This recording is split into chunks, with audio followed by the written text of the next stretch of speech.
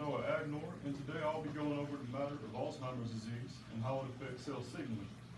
Now, however, we first need to know exactly what cell signaling is and how it works. Cell signaling is a very important process, needless to say. Why? Well, we need it in order to carry out everyday functions such as breathing, speaking, moving about from place to place, and so much more. Cells communicate with each other using chemical signals, which are proteins and other types of molecules. These signaling molecules are referred to as ligands. In the process of cell signaling, ascending cells secrete these chemical signals out in the extracellular space where they float about until they reach a neighboring target cell that must have a receptor. It has to have a receptor because the ligand has to have something to bind to and the chemical message can be heard. Now, upon the ligand being bound to the cell, the intercellular signal is then converted into an intracellular signal, where the message carried by the ligand is relayed all throughout the cell and a reaction takes place. Now, it can lead to a change in the cell, such as the alteration in the activity of the gene or even the induction of the whole process, such as cell division. Now, all of this is known as the signal transduction pathway, which consists of three parts: reception, where a cell detects a signaling molecule from outside the cell; transduction, when the signaling molecule binds to the receptor, it changes the receptor protein in some way; and response, where finally the signal triggers a specific cellular response. Now, there are two different types of cell signaling: local, where cells make direct contact to transmit messages throughout synaptic signaling; and long distance, where hormones are secreted out into the bloodstream to reach a target cell that's far away. Now, as this presentation regards Alzheimer's, some especially important information to know is that there are synapses in the brain that use two main methods of signaling.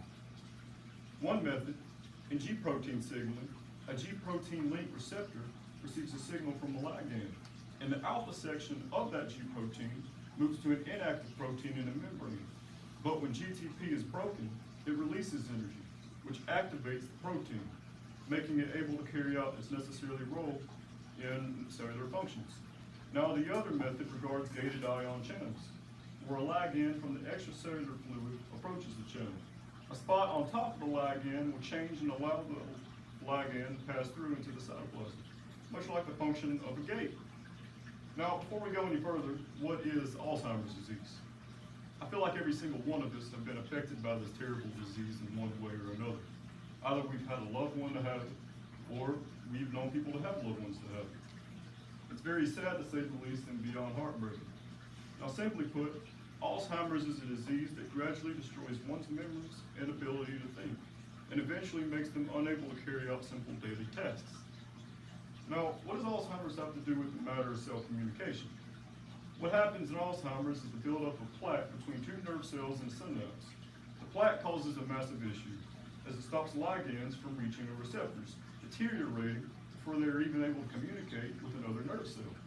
So based on this information, the cause of Alzheimer's disease goes back to the reception phase of cell signaling, as the ligands are unable to reach other cells. Now, as you can see in this picture here, it's also on the board. This is here, so if you can't see it, this is the Alzheimer's brain affected by those amyloid plaques.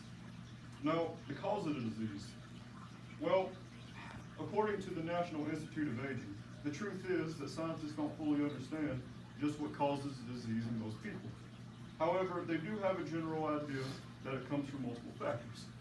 Now, there are two types of Alzheimer's disease: early onset and late onset. Late onset is the type that most patients have, the type of symptoms where the disease becomes apparent in someone's mid-60s and on. Now, when it comes to finding the cause of late onset Alzheimer's, the problem is that researchers have not found a specific gene that directly causes it. However,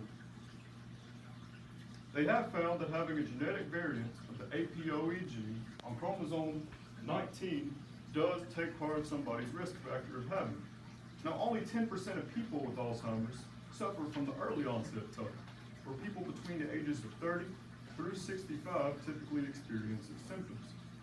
It has been proven that some cases are caused by an inherited change in one of three genes: APP on chromosome 21, presenilin 1 on chromosome 14, and presenilin 2 on chromosome 1.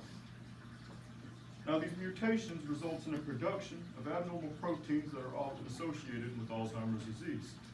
These mutations play a role in the breakdown of APP. However, the function of the APP gene is not yet fully understood.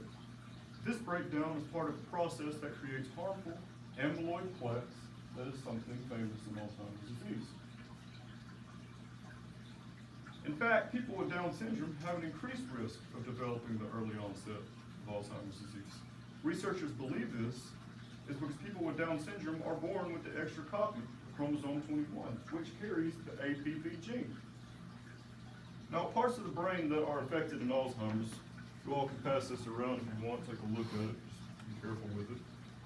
Parts of the brain that are typically affected with Alzheimer's is the cerebral cortex, and on the inside,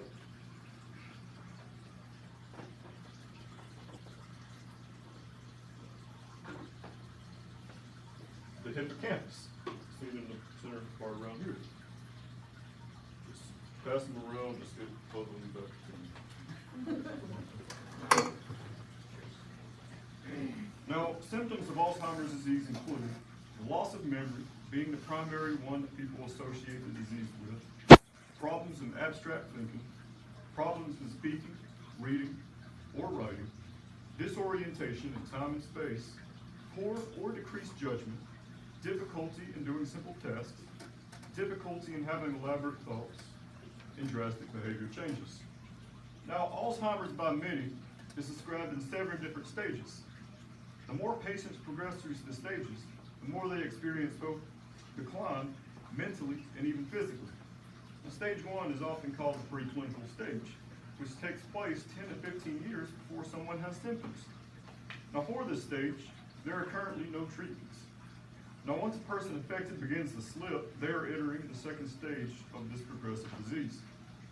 Now, stage 2, it can look like general forgetfulness that a normal person may have. Now, it's like where somebody may forget their friends' names or where they place their car keys the morning before. However, they can still carry out daily activities like driving or attending meetings at work. And these memory slips become more and more progressive and frequent. Although there are treatments that can slow down the stage but cannot stop it. In stage 3, memory complications become more noticeable, that something is clearly wrong. One may experience issues in remembering recently read information from books and magazines. They may also have problems in group environments or at work. Recalling plans and organizing especially become troubling for them. They may even have more difficulty remembering a name or word. And in stage 4, the problems go past memory loss. One may have complications in comprehension and understanding or learning language and estimations, making it more challenging for someone to perform everyday assignments. Now, one may, though, still recall important details concerning their life, such as what state they live in. Their memory of the distant past may be generally better when compared to the memory of more recent everyday events. Now, this stage includes confusion with what day it is or where the patient may be. And not only that, they may be more prone to get lost. They may also have trouble with picking appropriate attire for an event, weather, or simply what day it is. Now, stage 5, the ability to be independent soon disappears. Now, those affected may need help in everyday functions, such as getting dressed or preparing meals. And emotional changes soon take place as well, such as paranoia, delusions, and even hallucinations. And in stage 6, it only gets worse. The emotional changes listed in stage 5 increase as well.